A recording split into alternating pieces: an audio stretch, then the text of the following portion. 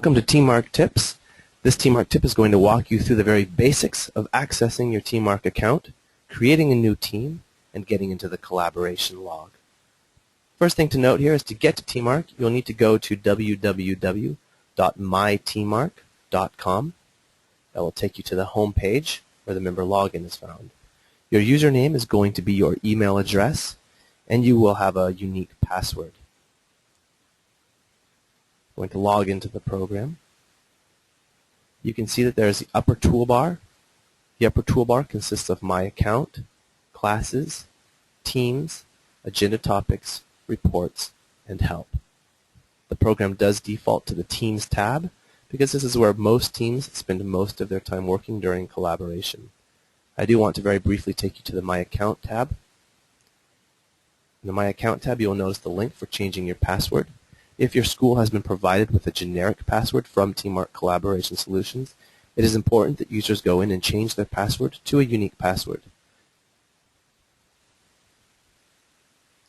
Back in the Teams tab, again, we're going to imagine this is the very first time that I've been into the program.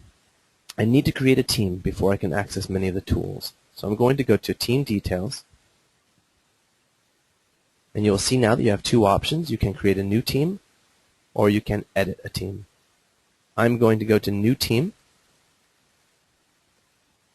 I am going to create a team name here. I'm going to call this the Demo Team. And I'm going to select which teachers I would like to be on that team. Anyone in your school who has an account will be listed in the Available Teachers column here. I'm going to add Sue Hansen to my team. I'm going to select Nancy Hoover and Pat Riley. You can select multiple users at once, and I'm going to send them over. If you decide you've put someone on your team who you don't want, you can remove them just by selecting the name and send them back over with those back arrows.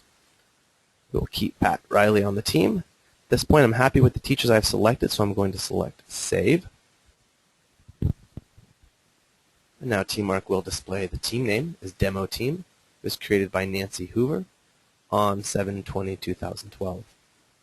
My team members are listed here, and I can see if they are active or inactive. It is important to note that teams can be edited and created at any time. So if a new professional learning community is formed within the school, they can jump into TeamMark, create a team for themselves, and they can access all of TeamMark's features through that unique team name. So now that a team has been created, this team wants to collaborate. There are a couple of things you need to do before you can access the collaboration log. We've already created the team, so now we're going to go to our collaboration schedule, and I'm going to go to my current date. I'm going to click on that date. I'm going to select the start time for my meeting, and I'm going to select an end time for my meeting. There are other features in the collaboration schedule. You can select recurring events. So if you have a team that meets once a week on the same day at the same time, you can just set that right in the collaboration schedule from the recurring event link there. In this case, I'm just going to set up one date. I can now go to my collaboration log. I'm going to click on that link, and now I'm in the collaboration log. However, I cannot use the log until I select the current date. So in other words, collaboration logs are date sensitive.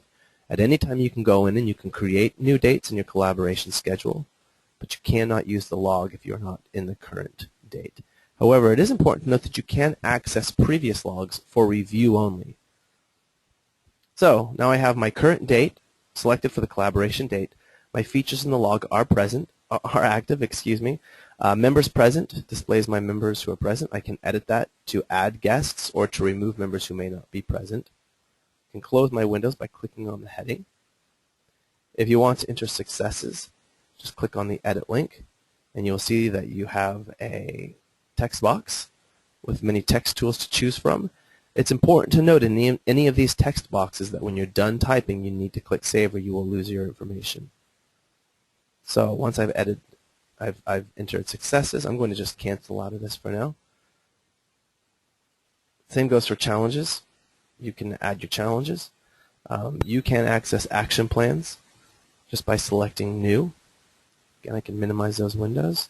Your SMART goals cannot be used until you have front-loaded them in the Goals tab up above. Essential learning objectives cannot be used until you've front-loaded them up above using the Subjects and the Essential Learning tabs. Again, there will be tutorials for all of these features. Student alerts cannot be used until you have front-loaded them in the upper toolbar using the Classes tab. So those are some of the features of the collaboration log. Again, members present, successes, challenges, and action plans can be used immediately once you've created a team and set up your collaboration schedule. SMART goals, essential learning objectives, and student alerts need to be front-loaded before you can use those tools.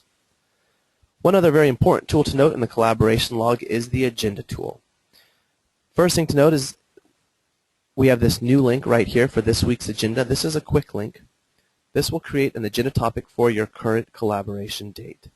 Whenever you create an agenda topic, you assign a category to that topic. You can choose from assessment, data, inquiry, instruction, SMART goals, or other. Just to do a sample here, I'll use assessment.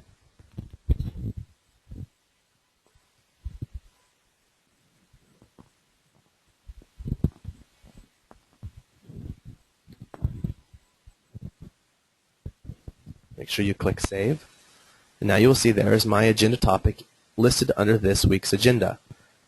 I can enter comments for that agenda topic, and I can mark that agenda topic as complete when I'm done with it.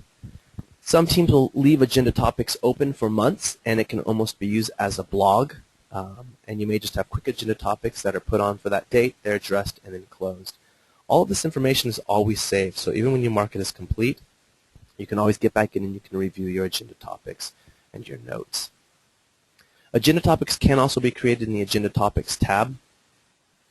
If you select New Topic in the Agenda Topics tab, you have a few other options. You can choose a specific date to assign the agenda topic to.